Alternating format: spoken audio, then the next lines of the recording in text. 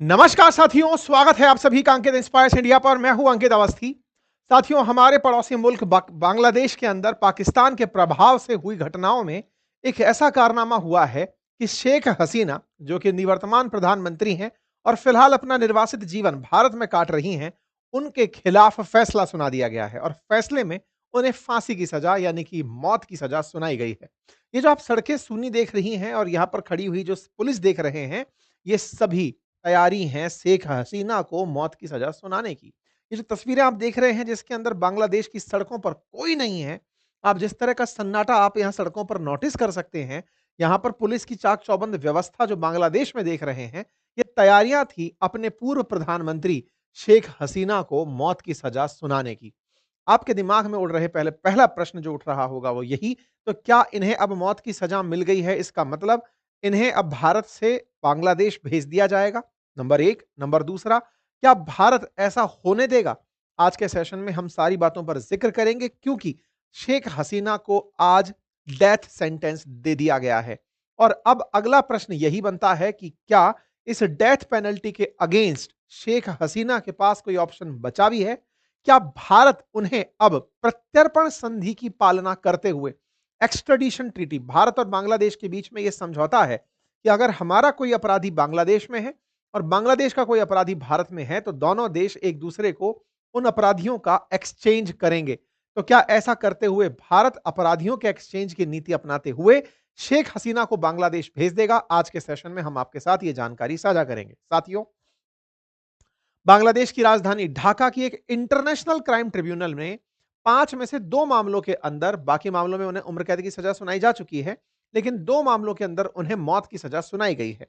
शेख हसीना जुलाई 2024 के अंदर जो छात्र आंदोलन हुए थे, उनके हत्याओं की मास्टरमाइंड बताई गई और जैसे ही उन्हें यह सजा सुनाई गई, कोर्ट रूम में प्रेजेंट लोगों के द्वारा तालियां बजाकर फैसले का स्वागत किया गया। शेख हसीना के बाद दूसरे नंबर पर रहे पूर्व गृह मंत्री असदुज्जमान खान, उन्हें 12 लोगों की हत्या का दोषी मानते हुए फांसी की सजा सुनाई गई और तीसरे नंबर पर रहे एक आईजी जो कि सरकारी गवाह बन गए, जिनका नाम है ममून, उन्हें 5 साल की सजा सुनाई गई क्योंकि वो सरकार के समर्थन में आ गए। यानी कि इस समय पर यूनुस सरकार के समर्थन में होने के चलते उनकी सजा को कम कर दिया गया। तो शेख हसीना, उनके गृह मंत्री और उसके अलावा एक आईजी, इन 3 को फैसले सुनाए गए जिनमें 2 को मौत की सजा सुनाई गई। ये कोर्ट रूम का वो नजारा है जिसमें कोर्ट के अंदर प्रेजेंट जो जज है उनके द्वारा फैसला सुनाया जा रहा है। अब यहां पर कुछ तथ्यात्मक जानकारी साझा कर लेते हैं। साथियों, बांग्लादेश के अंदर जैसे भारत में सुप्रीम कोर्ट है, ऐसे वहां भी सुप्रीम कोर्ट है, लेकिन कुछ विशेष मामलों के लिए एक कोर्ट बनाई गई थी जिसे इंटरनेशनल क्राइम ट्रिब्यूनल कहा गया था। भारत में भी ट्रिब्यूनल का कल्चर है। भारत में ट्रिब्यूनल कैसे होती है? जैसे नेशनल ग्रीन ट्रिब्यूनल एनजीटी हमारे यहां पर है, ऐसे ही सीएटी हमारे यहां पर है। तो ट्रिब्यूनल्स हर देश में होती हैं या फिर वो देश जो ट्रिब्यूनल फॉलो करते हैं। ट्रिब्यूनल क्या है? कुछ खास मामलों के लिए बनाई गई न्यायपालिकाएं हैं जो उन कार्यों के लिए मतलब महारत रखती हैं। अब इंटरनेशनल क्राइम ट्रिब्यूनल, क्या बांग्लादेश के अंदर कोई अंतरराष्ट्रीय जज आके बैठता है? आंसर है नहीं। तो फिर ये इंटरनेशनल कैसे हो गई? और इंटरनेशनल क्राइम पर ये लोग फैसले देने वाले कौन लोग हो गए? ये बड़ा सवाल बनता है। बांग्लादेश ने बकायदा अपने यहां पर एक इंटरनेशनल क्राइम ट्रिब्यूनल बनाया हुआ है। ये एक कोर्ट की तरह ही है और इस कोर्ट का काम है कि ये सजा सुनाता है। अब जैसे आप नीदरलैंड के अंदर हेग जो है, वहां पर आप आईसीजे सुनते हैं, इंटरनेशनल कोर्ट ऑफ जस्टिस सुनते हैं, लेकिन उस इंटरनेशनल कोर्ट ऑफ जस्टिस के अंदर न्याय अंतरराष्ट्रीय रूप से सुनाया जाता है। वहां पर अंतरराष्ट्रीय जजेस बैठते हैं, बहुत सारे देश उस फैसले को बैक करते हैं। तो क्या बांग्लादेश की जो इंटरनेशनल कोर्ट जो है, ये क्राइम के लिए जो कोर्ट बनाई गई है, इंटरनेशनल कोर्ट जो है, क्या इसे भी अंतरराष्ट्रीय मान्यता प्राप्त है? आंसर है नहीं। क्या इसमें कोई अंतरराष्ट्रीय जज बैठता है? आंसर है नहीं। तो फिर ये किस आधार पर फैसला सुना रही है? क्योंकि बांग्लादेश सरकार चाहती है, बस इसलिए ये फैसला सुना रही है। अब फिर एक बड़ा सवाल बनता है, जब कुछ ऐसा है ही नहीं तो बांग्लादेश में क्या नई कोर्ट बनी है क्या? नहीं।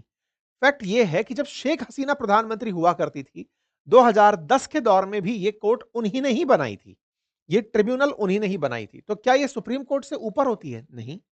इस कोर्ट के जो फैसले हैं, वो सुप्रीम कोर्ट में चैलेंज किए जा सकते हैं। जैसे राजस्थान के अंदर अगर हाई कोर्ट कोई फैसला दे, आपको उसके खिलाफ अगर जाना है तो आप सुप्रीम कोर्ट जा सकते हैं। ऐसे ही इस ट्रिब्यूनल के खिलाफ भी सुप्रीम कोर्ट में फैसला कर सुप्रीम कोर्ट में चुनौती देने जा सकते हैं, जैसे एनजीटी के केस में है। एनजीटी के फैसले के खिलाफ यानी नेशनल ग्रीन ट्रिब्यूनल के फैसले के खिलाफ आप सुप्रीम कोर्ट जा सकते हैं।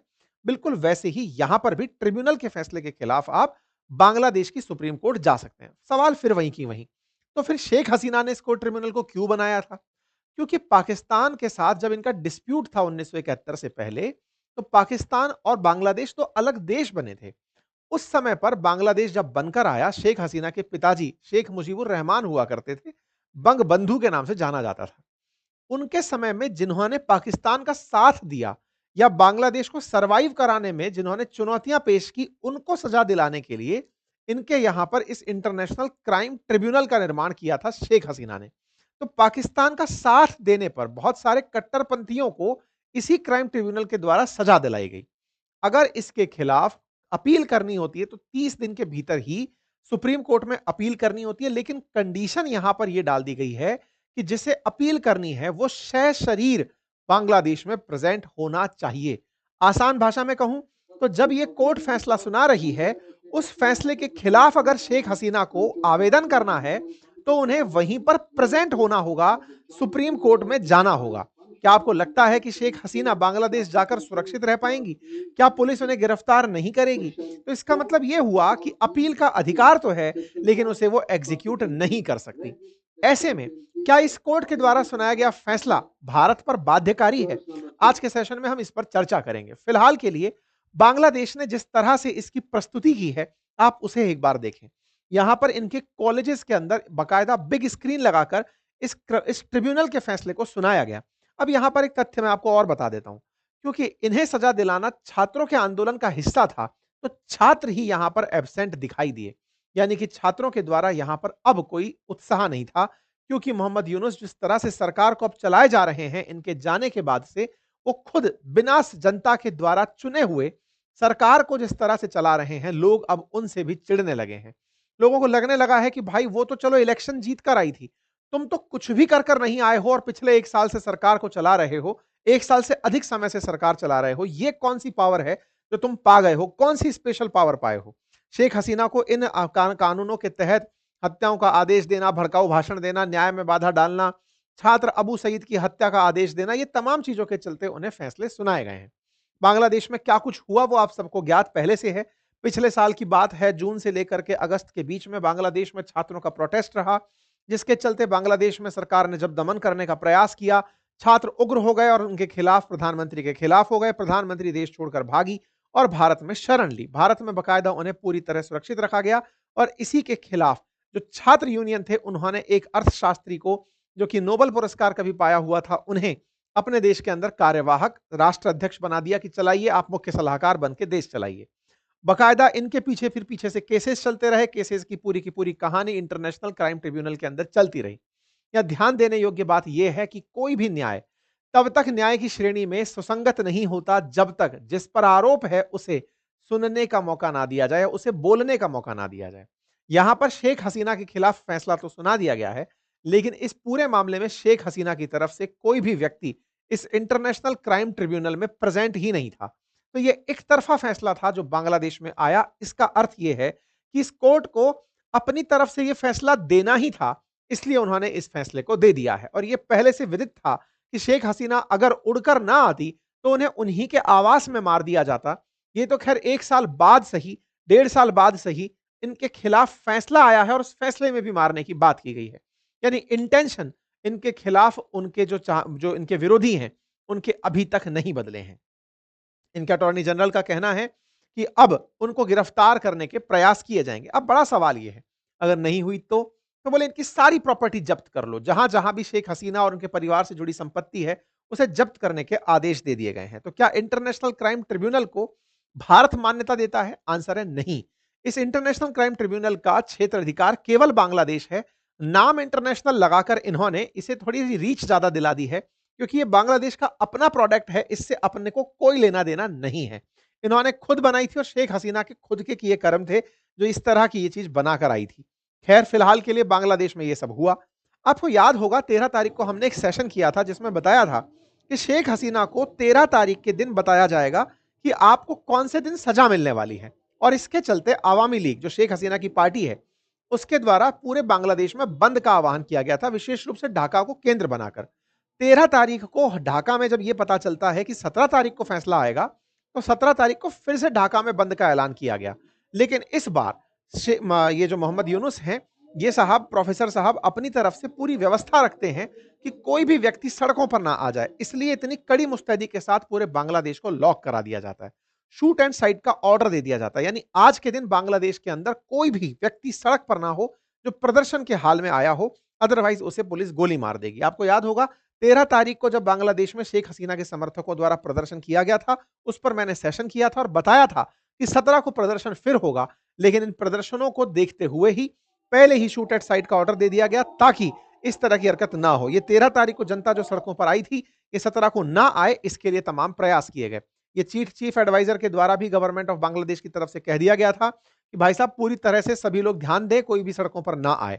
कुल मिलाकर शेख हसीना ने अगर छात्रों को सड़क पर आने से रोकने के लिए गोलियों का इस्तेमाल किया था, तो आज वही सब बातें ये लोग कर रहे हैं जो इनके अगेंस्ट सत्ता में आकर बैठे। सोचिए कि प्रदर्शन के अधिकार के नाम पर उन्हें शूट एट साइट का ऑर्डर अगर दे दिया जा रहा है, तो शेख हसीना ने भी तो यही कहा था। छात्र जब सड़कों पर आ रहे थे तो उन्हें रोकने के लिए कि भाई प्रदर्शन मत करो, आप लोगों के द्वारा सरकारी संपत्ति को बहुत नुकसान पहुंचाया जा रहा है, अगर आप लोग अभी भी नहीं मानेंगे तो शूट एट साइट का ऑर्डर दे दिया जाएगा। बड़ा ही मतलब ये हास्यास्पद है कि ढाका के पुलिस चीफ के द्वारा शूट एट साइट का ऑर्डर दिया जाता है और ये भी मोहम्मद यूनुस के द्वारा ही दिया गया होगा। किस न्याय की मोहम्मद यूनुस बात कर रहे हैं, किस बात के ऊपर चीफ एडवाइजर कह रहे हैं कि वो शेख हसीना के उस फैसले के खिलाफ मौत की सजा सुना रहे हैं जिसमें उन्होंने न्याय के नाम पर छात्रों पर गोलियां चलवा दी थी। आज प्रदर्शनकारियों पर, पार्टी के प्रदर्शनकारियों पर अगर ये गोली चलाने का आदेश देते हैं, तो फिर ये किस तरह के न्याय की बात करते हैं। पर कोई बात नहीं, शेख हसीना फिलहाल भारत में है। अब बड़ा सवाल यह है कि क्या शेख हसीना इसके खिलाफ सुप्रीम कोर्ट में आवेदन करेंगी? जवाब है नहीं। क्यों नहीं करेंगी? क्योंकि अल्टीमेटली ये वहां जाना जरूरी है इनके सुप्रीम कोर्ट में फैसले के खिलाफ अपील करने के लिए। तो ना तो ये ट्रिब्यूनल में प्रेजेंट थी और ना ही ये सुप्रीम कोर्ट जाएंगी। दूसरा सवाल, तो क्या भारत इस फैसले को मानेगा? जी नहीं, क्योंकि ये इंटरनेशनल क्राइम ट्रिब्यूनल कोई अंतरराष्ट्रीय कोर्ट का फैसला नहीं है, बांग्लादेश का अपना फैसला है। हम मानने के लिए इसे बाध्य नहीं है। अब सवाल यह है, अगर यहां से हमें सूचना दी जाती है कि साहब हमारी कोर्ट ने इन्हें अपराधी डिक्लेयर किया है, अब प्रत्यर्पण संधि के तहत इन्हें हमें हमारे पास भेजिए, तो क्या भारत प्रत्यर्पण संधि यानी एक्सट्रेडिशन जो ट्रीटी है उसका ख्याल रखते हुए शेख हसीना को बांग्लादेश को सौंपेगा? इसका जवाब भी है नहीं। आप पूछेंगे ऐसा क्यों? क्योंकि ये हमारे यहां पर राजनीतिक निर्वासन का जीवन जी रही हैं और राजनीतिक निर्वासकों पर कोई भी प्रत्यर्पण संधि लागू नहीं होती है। जैसे चाइना से परेशान होकर दलाई लामा भारत आए थे। 1962 में भारत और चीन के बीच जो युद्ध हुआ, 65 में जो 62 और 65 के बीच में जो लड़ाई रही, उसके पीछे दलाई लामा का बड़ा कारण माना गया। कहा गया कि चीन हमें बार-बार कहता रहा कि तिब्बत के धर्मगुरु दलाई लामा को अपने यहां जगह मत दो, पर भारत ने कहा कि राजनीतिक रूप से अगर कोई भी शरण मांगने हमारे देश में आता है तो वो सबसे ऊपर माना जाता है। इसी कारण से शेख हसीना को राजनीतिक निर्वासित जीवन जीने का भारत में स्थान दिया गया है। इसकी वजह से ये भारत में पूरी तरह सुरक्षित हैं। बांग्लादेश की आवामी लीग के द्वारा इस फैसले के खिलाफ पूरी प्रतिक्रिया दी गई है। इस बारे में जनता को मोबिलाइज किया जा रहा है और कहा जा रहा है कि लोगों को केवल बरगलाने का यह प्रयास है। भारत की तरफ से प्रतिक्रिया स्वरूप तो हम बातें जानेंगे ही, लेकिन शेख हसीना के बेटे का बयान आया और ये कहा कि हमारी मां को भारत के अंदर पूरे एक राजनीतिक जो नेता होते हैं उनकी तरह सम्मान मिल रहा है। हाल ही में एक इंटरव्यू भी आया जिसमें इन्होंने ये कहा कि भारत में किसी श्रेष्ठ व्यक्ति का, मतलब इनके काफी सारे नेता आवामी लीग के आजकल इंटरनेशनल इंटरव्यूज दे रहे हैं, वो बता रहे हैं अगर भारत ना होता तो शेख हसीना को उनके घर में ही उसी अगस्त की रात को मार दिया गया होता। जैसे इनके पिताजी को मारा गया, ऐसे ही इनको मारने की प्लानिंग थी। कुल मिलाकर के शेख हसीना भारत में राजनीतिक निर्वासन के कारण है, इनके खिलाफ कोई भी भारत कोई एक्शन नहीं लेगा। भारत ने यह जरूर कहा है कि हम बांग्लादेश के साथ किन स्तर पर वार्ता कर सकते हैं, बातचीत कर सकते हैं, जरूर करेंगे, लेकिन हाँ, हम इस पर कोई भी एक्शन नहीं लेंगे। हालांकि सरकार का स्टैंड नहीं आया है अभी तक बाहर होकर के, पर मैं आपको पहले ही ये बात बता रहा हूं। बिल्कुल चीन ने भी मल्टीपल टाइम दलाई लामा हमसे मांग लिए, हमने उन्हें नहीं दिया, हमने बकायदा सुरक्षा और दी। बिल्कुल वैसे ही शेख हसीना को हमने वापस नहीं लौटाया और उन्हें हम प्रॉपर सुरक्षा यहां पर उपलब्ध करा रहे हैं। इसके विरोध में, इन फैसले के विरोध में शेख हसीना की पार्टी कल सड़कों पर उतरकर विरोध प्रदर्शन करेगी। अब बड़ा सवाल यहां पर आता है और वो ये है कि क्या भारत को इसके खिलाफ कुछ करना नहीं चाहिए क्या? बांग्लादेश चले चला जा रहा है, पाकिस्तान से हाथ मिला रहा है, बड़बोलापन करता जा रहा है, भारत चुप क्यों बैठा है? देखिए, वैसे तो राजनीति में कहा जाता है कि पेशेंस और परसिवरेंस दोनों अपने आप में बहुत ज्यादा वैल्यू रखते हैं। लेकिन भारत बांग्लादेश की सिचुएशन पर पूरी तरह नजर बनाकर बैठा है, क्योंकि हर घटना के पीछे का एक समय कुशन पीरियड होता है। इस देश ने भी बहुत से लोगों को माफ कर दिया है। देश में इमरजेंसी जैसी घटना के बाद भी इंदिरा गांधी जी की सरकार वापस आ गई थी। अर्थात लोग राजनीति में जब किसी से नफरत करते हैं, कुछ समय बाद उसके अच्छे कार्यों को भी याद करते हैं और सरकारें लौट कर आती हैं। शेख हसीना के खिलाफ जिस तरह का बांग्लादेश में माहौल बनाया जा रहा है, वो ऑटोमेटिक इन्हीं लोगों के कर्मों के कारण डाइल्यूट होने लगेगा और फिर से शेख हसीना की मांग उठने लगेगी। भारत बस उस दिन के इंतजार में बैठा है। बाकी अन्य स्तरों पर भारत के द्वारा तमाम वो प्रयास जारी हैं, जिसके चलते बांग्लादेश पर फैलाकर ज्यादा तेज ना उड़े। आप लोग इस विषय पर क्या सोचते हैं? अपनी राय जरूर कमेंट बॉक्स में दीजिएगा। चैनल पर नए हैं तो सब्सक्राइब कर लीजिए और स्टॉक मार्केट रिलेटेड जानकारी के लिए हमारे एप्लीकेशन बातें बाजार की को इंस्टॉल कर लीजिए। Thank you so much.